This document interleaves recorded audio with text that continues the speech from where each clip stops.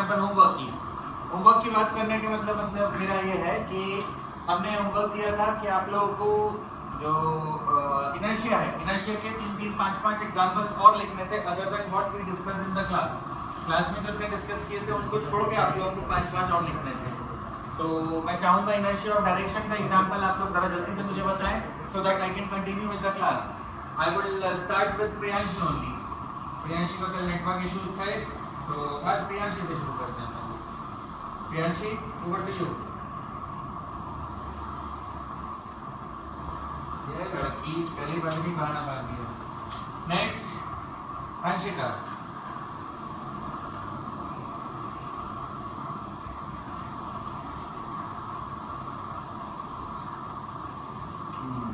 ठीक है, और कुछ और कोई एग्जांपल?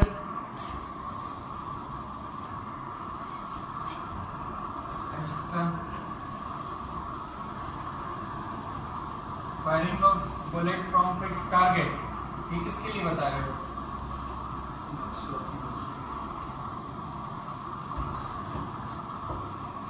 इनर्शिया ऑफ डायरेक्शन के। इनर्शिया ऑफ डायरेक्शन का और कोई एग्जांपल जरा जो भी बताना चाह रही है? हाँ जो भी बताओ।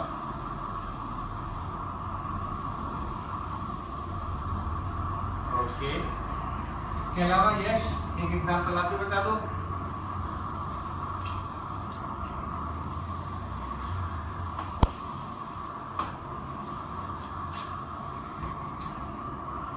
हाँ वो तो कल बता दिया था बेटा ने।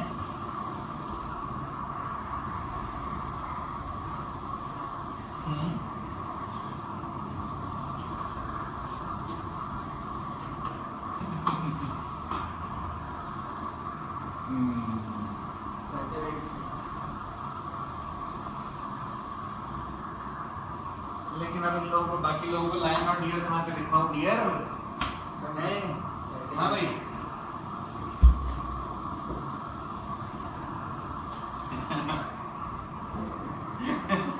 एकदम सेंटी हो गया यश तू तो।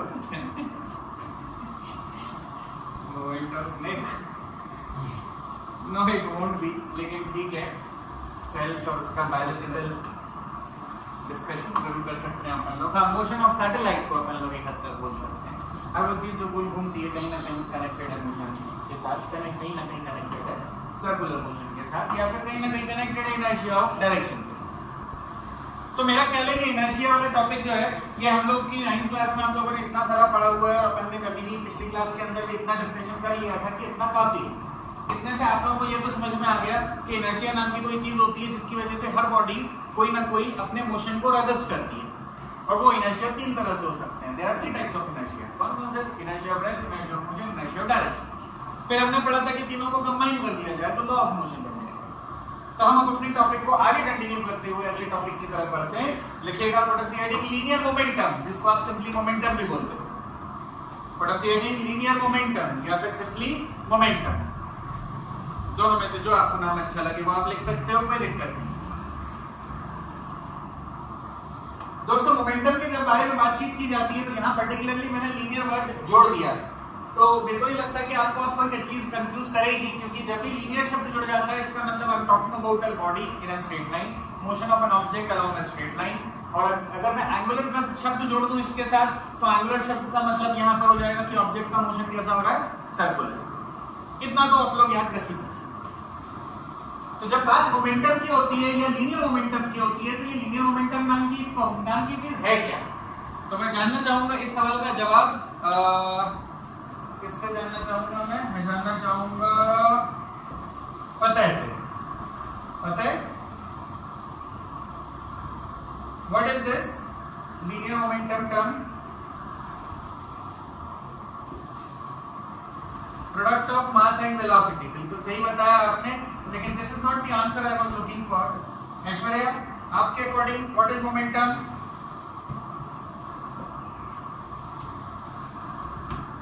ऐश्वर्या भी सेम नहीं बता रही थी, तो मेरे ख्याल से अंश बताने का इच्छुक है। व्हाट इज मोमेंटम अंश अकॉर्डिंग टू यू?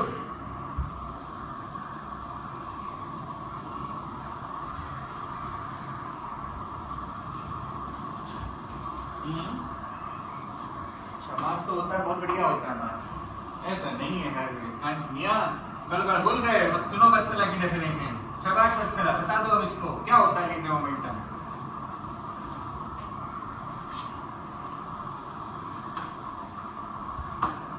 मेरे ख्याल वत्सला से हमारा संपर्क नहीं बन पा रहा, उसका कुछ माइक का प्रॉब्लम चल रहा है, तो मैं चाहूंगा कि उनके बिहाफ में रमन जवाब दें।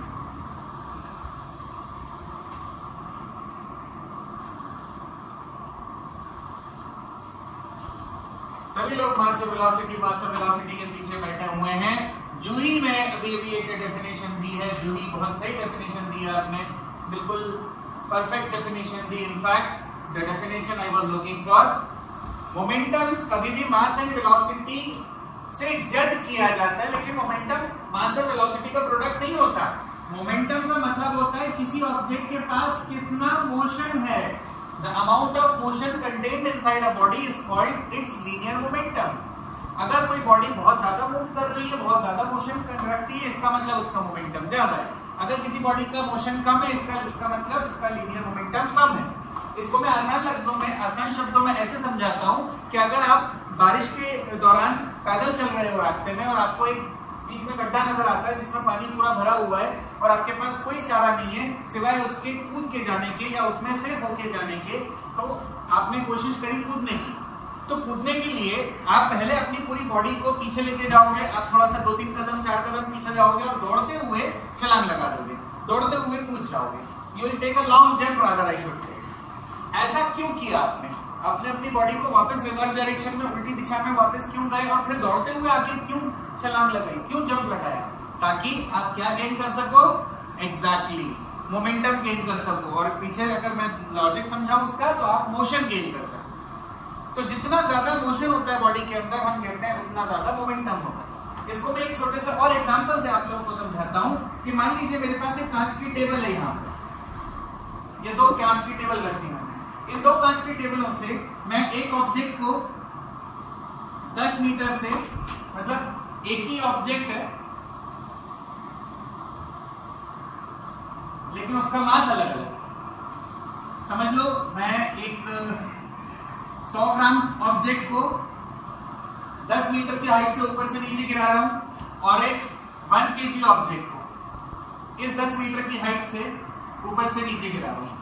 तो मेरा सवाल बड़ा सिंपल सा है कि इन दोनों में से कौन से ऑब्जेक्ट की गिरने से वजह से ये कांच का टेबल टूट जाएगा और क्यों?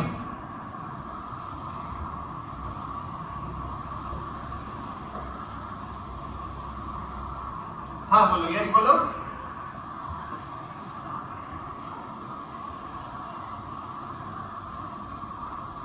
तो एक एग्जांपल, ये जो एग्जांपल है, इस एग्जांपल में आपको ये चीज क्लियर हो गई कि भले ही हाइट दोनों की सेम हो, लेकिन जिस ऑब्जेक्ट का मास ज्यादा है उस ऑब्जेक्ट के पास मोमेंटम भी ज्यादा होगा।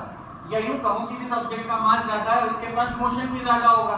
तो भले ही वो सेम हाइट से गिर रहा है, लेकिन इस ऑब्जेक्ट के ऊपर, इस टेबल के ऊपर वो इंपैक्ट ज्यादा पैदा करेगा, इस टेबल के ऊपर वो मोशन ज्यादा प्रोड्यूस करेगा। क्या ये एग्जांपल, ये बात सभी लोगों को क्लियर है? ये समझ में आती है?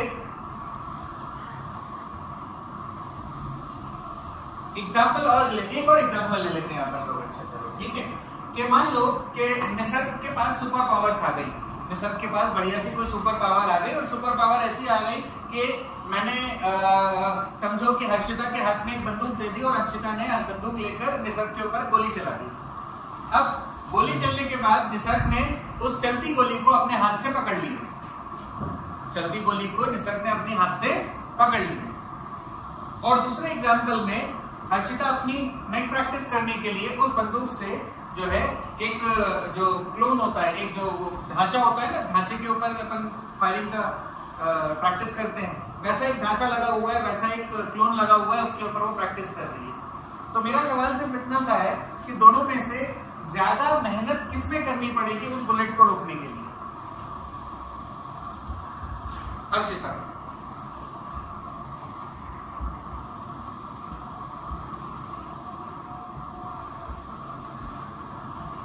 निसर्ग को बहुत मेहनत करनी पड़ेगी उसको रोकने के लिए। कारण बता सकती हो क्यों?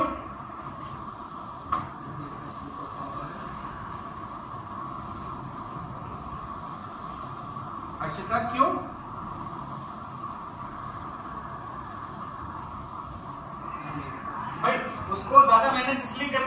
क्योंकि बुलेट की वेलोसिटी बहुत ज्यादा है, एक नॉर्मल किसी ऑब्जेक्ट की वेलोसिटी के कंपैरिजन में बुलेट की वेलोसिटी बहुत ज्यादा है, तो एक बहुत फास्ट मूविंग ऑब्जेक्ट को रोकने के लिए या होल्ड करने के लिए या पकड़ने के लिए, कैप्चर करने के लिए हमें ज्यादा मेहनत करनी पड़ेगी। तो इस एग्जांपल में भी हमको एक चीज ये क्लियर हो गई कि जिस ऑब्जेक्ट की वेलोसिटी ज्यादा होती है उसको पकड़ना, उसको रोक पाना, उसको स्टॉप करना बड़ा मुश्किल काम है। तो मोमेंटम को हम दो चीजों से कनेक्ट कर रहे हैं, एक उसके मास के साथ और दूसरी उसकी वेलोसिटी के साथ, जैसा कि शुरू में आप लोगों ने सभी लोगों ने डेफिनेशन दी। जी हाँ, momentum which is indicated by the letter P and is equals to the product of mass and velocity. Momentum of any object mathematically is defined as the product of mass and velocity, या linear momentum is defined as the product of mass and velocity. Note कीजिएगा सभी लोग, definition लिखिएगा linear momentum के बारे में। It is defined as the amount of motion contained inside a body. It is defined as the amount of motion contained inside a body. Amount of motion contained inside a body. इस body के अंदर पाए जाने वाले motion को हम लोग बोल देते हैं उसका मोमेंटम। लाइन पर चेंज करके लिखिएगा, mathematically it is defined as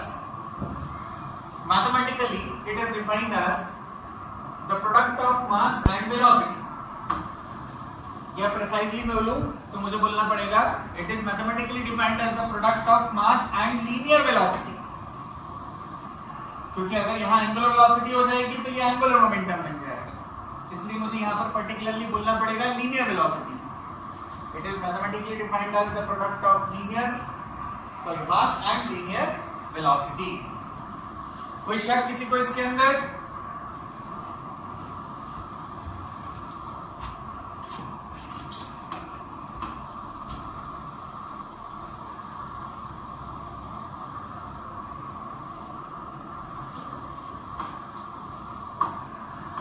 अगर वैक्यूम है तो दोनों साथ में गिरेंगे ना।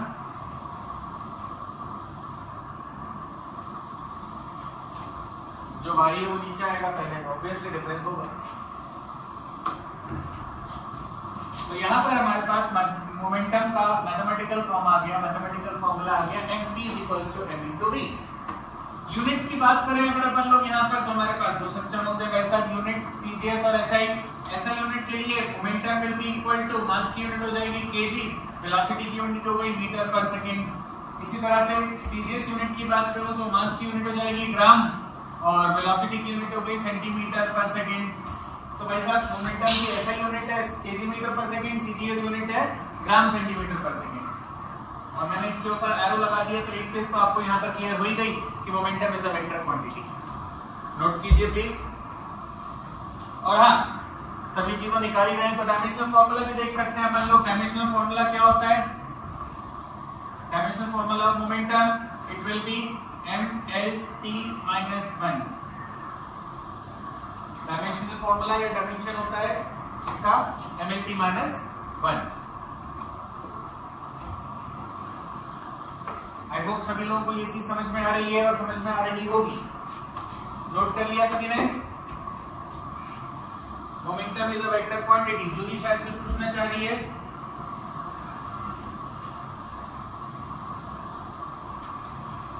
नहीं पूछ लो Juhi, I insist.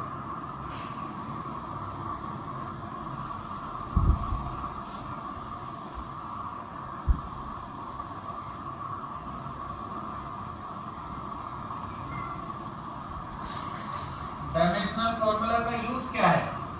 Dimensional formula का यूज अपन लोग डायमेंशनल फॉर्मूले के चैप्टर में ही पढ़ चुके हैं, फिर भी मैं तुमको बता देता हूँ कि डायमेंशनल फॉर्मूले के इस्तेमाल से हम यूनिट्स को डिराइव कर सकते हैं, फॉर्मूले डिराइव कर सकते हैं जिनके अंदर 3 वेरिएबल से कम या 3 वेरिएबल के बराबर होते हैं, वहां इस्तेमाल हो जाता है डायमेंशनल फॉर्मूला। ठीक है रमन?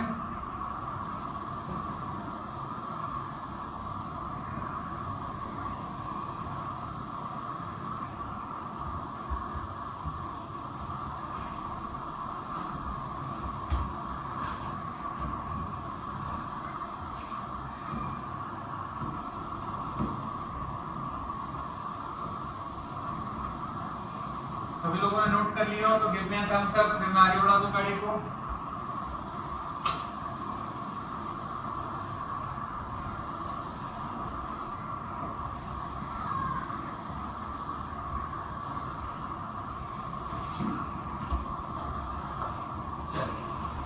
पढ़ते हैं।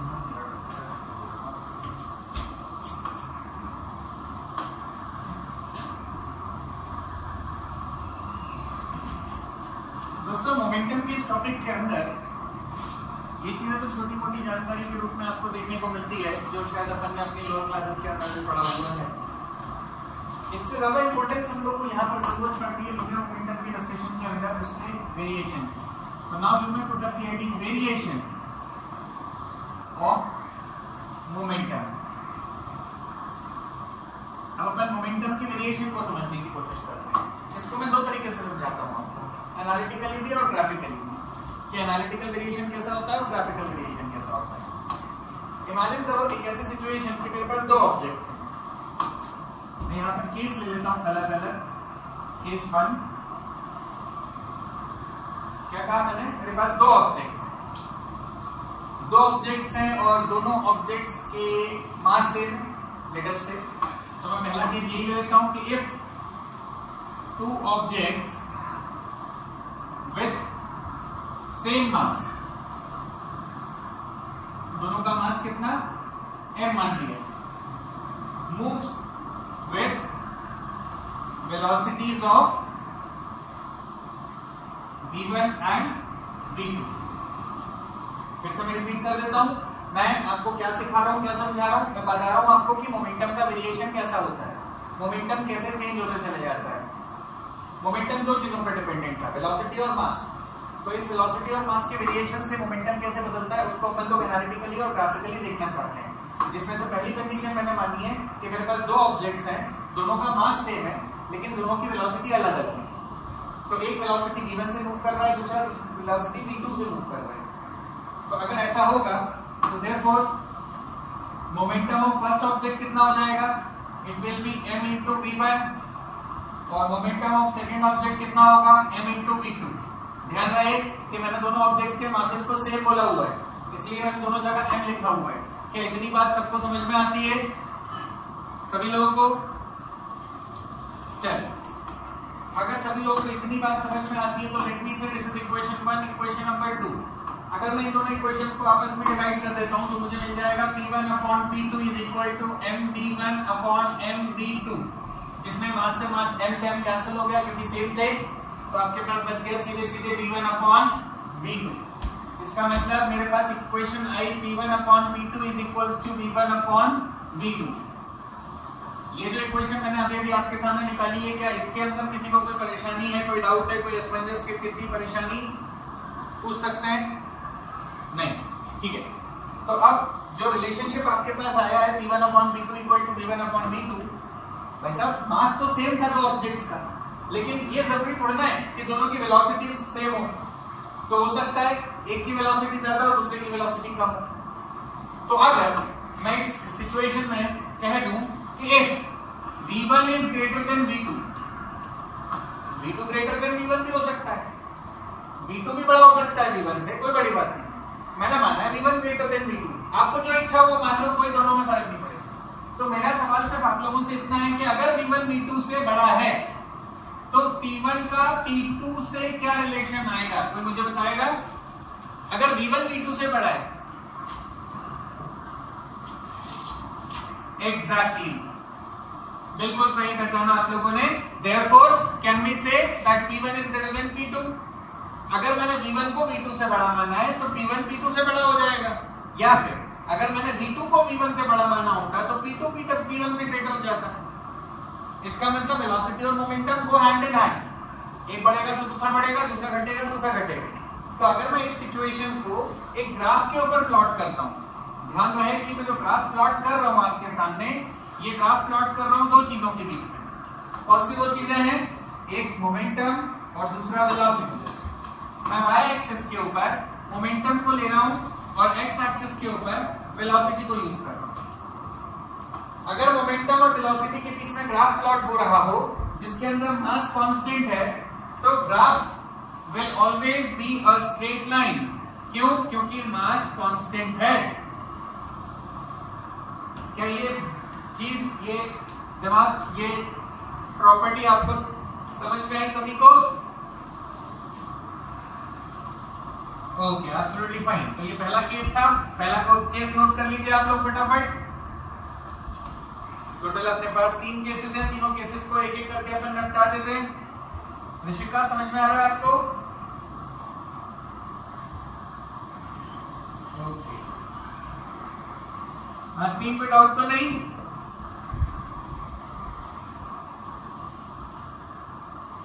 मिस्टर रमन पंडित, अभी अपन ने एक ही केस किया है बेटा, तुम एकदम से 2 छलांग क्यों मारने लगते हो? v, अभी तो अपन ने v कांस्टेंट करना है, चिंता क्यों कर रहे हो? हाँ, अभी तो मैंने एक ही केस करवाया ना कि जब मास कांस्टेंट हो।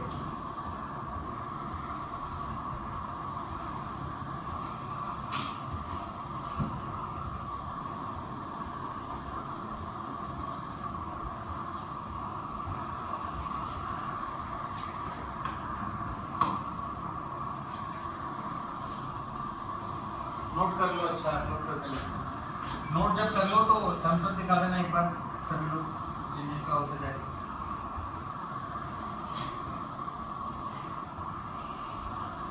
कुछ लोग फटाफट लिख लेते हैं, कुछ लोग थोड़ा थोड़ा लिखते हैं।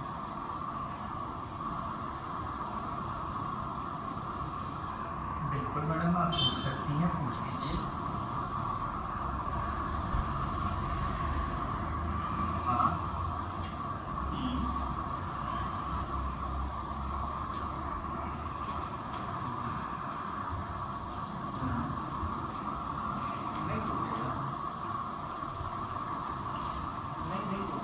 प्लास्टिक का बॉटल है, प्लास्टिक की बॉटल हो या कोई बॉटल हो, बेसिकली पहली बात तो ये है कि उसके अंदर जो पानी भरा हुआ है वो पानी पूरी तरह से फुल प्रूफ पूरा का पूरा भरा हुआ है या नहीं।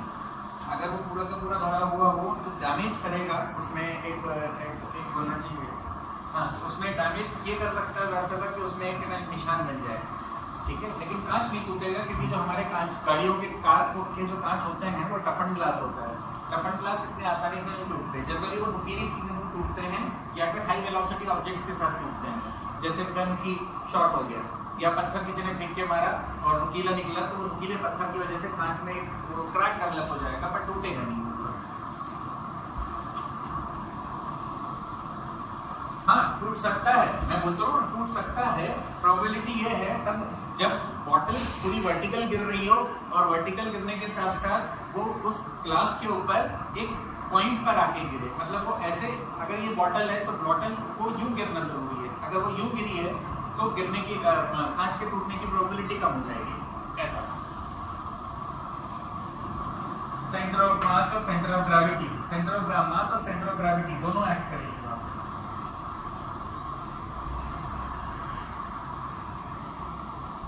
एग्जैक्टली, बिल्कुल सही है आदित्य भाई, क्या बोले, अभी तक कहाँ थे यार आदित्य, तो शुक्र रुस्तम निकले एकदम भाई।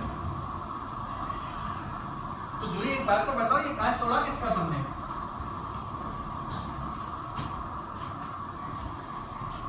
ओके, और वो कौन सी मैडम थी जिसका कांच तोड़ा था? अरे बाप भाई, मैं कोचिंग स्टार्ट होने के बाद कार लेके नहीं आऊंगा, मैं बाइक से आ जाऊंगा।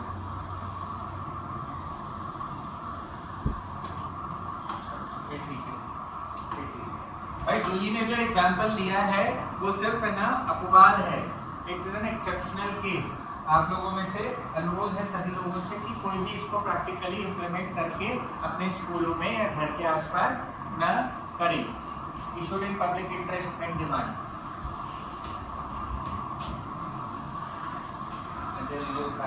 ये क्लास में बहुत सारे खतरनाक लोग बैठे हैं,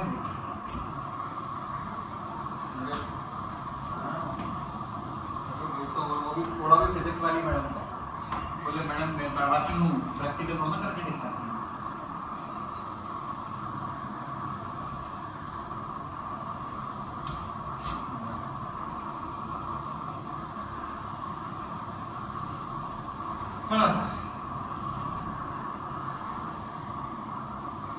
जैसे कि रमन पूछ रहा था, इसको अपन सेकंड कंडीशन पे ले आते हैं कि अब मेरे पास अगर दोनों ऑब्जेक्ट के मासेस अलग अलग है, यहाँ पर मैंने मास को कांस्टेंट बोल दिया था और वेलोसिटी अलग अलग करनी थी, अब मैं मास को यहाँ पर दोनों के ऑब्जेक्ट्स के मासेस को अलग अलग बोल दे रहा हूँ, एंड विथ कांस्टेंट वेलोसिटी, इस बार मैंने दोनों की वेलोसिटी कांस्टेंट कर ली, तो पहले ऑब्जेक्ट का मास हो जाएगा, पहले ऑब्जेक्ट का मोमेंटम हो जाएगा m1 into v और दूसरे ऑब्जेक्ट का मोमेंटम हो जाएगा m2 into v। ऑब्वियसली इन दोनों इक्वेशंस को मैं दोबारा से जब डिवाइड करूंगा तो मुझे मिलेगा p1 upon p2 is equals to m1 upon m2। इस इक्वेशन के मिलने के साथ ही यहाँ पर अगर मैं दोबारा से सिचुएशन आपसे पूछूं कि अगर मान लो m1 ग्रेटर देन m2 है, if m1 is greater than m2 तो मोमेंटम का रिलेशन क्या आएगा p1 का p2 से, कोई बता सकता है? p1 greater than p2, very good. और अगर m2 ग्रेटर देन m1 होता है तो p2 ग्रेटर देन p1 हो जाता है। Do you agree with this? इसका मतलब ये हुआ कि अब अगर मैं फिर से एक मोमेंटम का ग्राफ प्लॉट करता हूं, लेकिन इस बार मैं ग्राफ प्लॉट करूंगा किस किस के बीच में, मोमेंटम के और उसके मास के। तो मोमेंटम और मास इन दोनों के बीच में अगर मैं अब ग्राफ प्लॉट करता हूं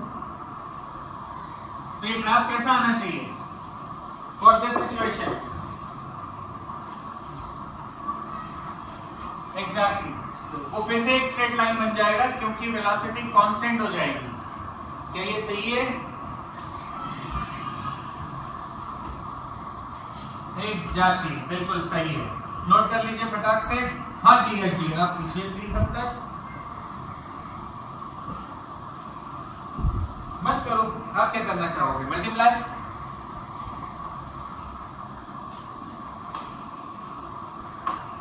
यस मेरे दोस्त, अपन दो क्वांटिटीज को जब भी कंपेयर करते हैं तो कंपैरिजन में हमेशा डिवीजन किया जाता है।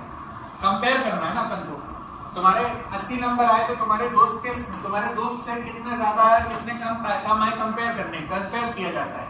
मतलब तुमसे पूछा जाता है तुम्हारे 80 नंबर आए और तुम्हारे दोस्त के अगर गलती से 95 आ गए तो घर वाले फिर ये डिसाइड करते हैं कि लास्ट दूसरे से बात करनी है या बातों बातों में छोड़ देना है। लाइकवाइज बताइए भाई, बाकी लोगों को भी समझ में आया कि नहीं? एक बार आप लोग अंगूठा दिखा दो जल्दी से।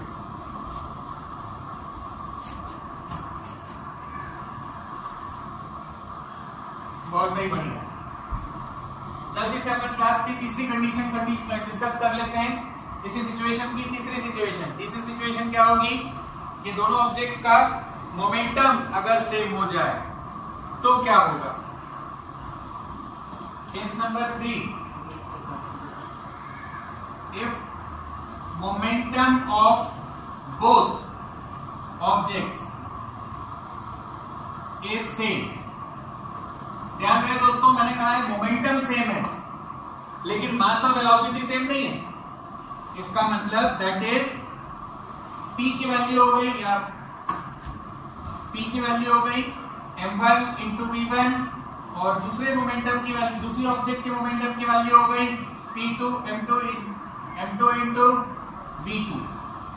सेम, दोनों का मास, दोनों का मोमेंटम ही सेम है, तो therefore m1 v1 will be equal to m2 v2, जिसके मद्देनजर m1 upon m2 will be equal to v2 upon v1। This relation will be the existing relationship, जो रिलेशनशिप हमारे सामने देखने को मिला। अब बेस्ड ऑन दिस रिलेशनशिप, जो रिलेशनशिप अभी हमारे सामने हमको मिला है, इस रिलेशनशिप के आधार पर अगर मैं आपसे पूछूं कि बताओ अगर m1 m2 से बड़ा होता, अगर m1 m2 से बड़ा होता तो वेलोसिटी का रिलेशन क्या आएगा? m1 m2 से बड़ा है।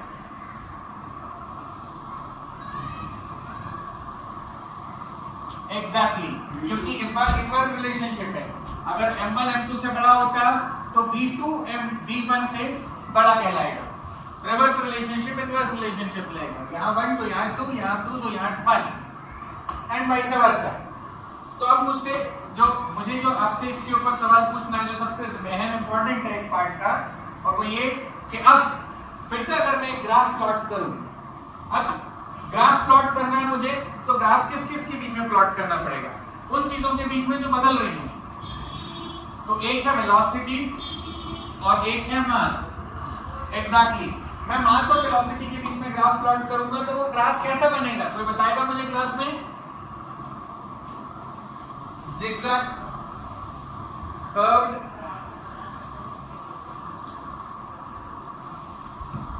It has to be a curve, लेकिन कैसा curve? It has to be a curve like this, ऊपर से नीचे कम होता हुआ। साफ नजर आ रहा है इसके अंदर।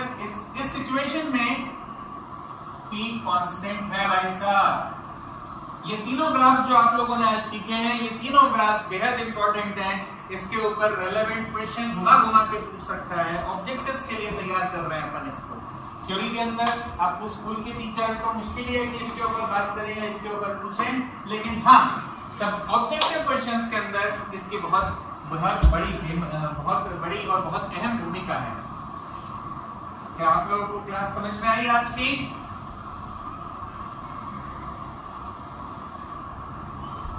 सभी लोगों को लीनियर मोमेंटम क्लियर है? तो एक बार जरा मुझे जल्दी से बता दो Kaushiki, what is linear momentum?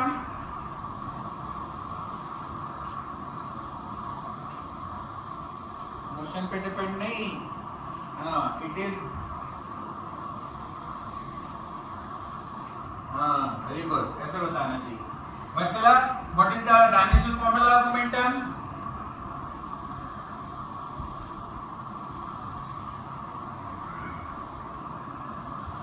अफसोस वत्सला का आज माइक ही खराब है। हर्षिता बता दो उसकी जगह पे।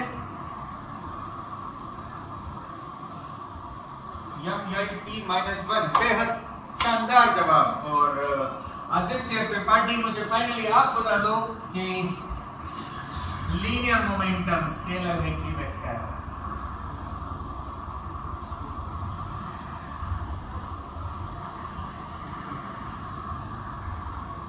It is a vector quantity. बिल्कुल सही जवाब। तो आशा करता हूं मैं दोस्तों आज की क्लास सभी लोगों को क्लियर होगी, समझ में आ गया होगा, कोई कंफ्यूजन नहीं रहा। लीनियर मोमेंटम आज अपन ने पढ़ा है, तो हम इसके रेलेवेंस में कल की क्लास के अंदर law of Newton second law of motion continue कर देंगे, स्टार्ट कर देंगे, डिस्कस कर लेंगे। ठीक है, आज की क्लास के लिए फिलहाल यहीं तक था हमारा साथ। जी सर, न्यूमेरिकल होंगे, आगे होंगे, अभी तो थ्योरी कंप्लीट होंगे। हाँ जी,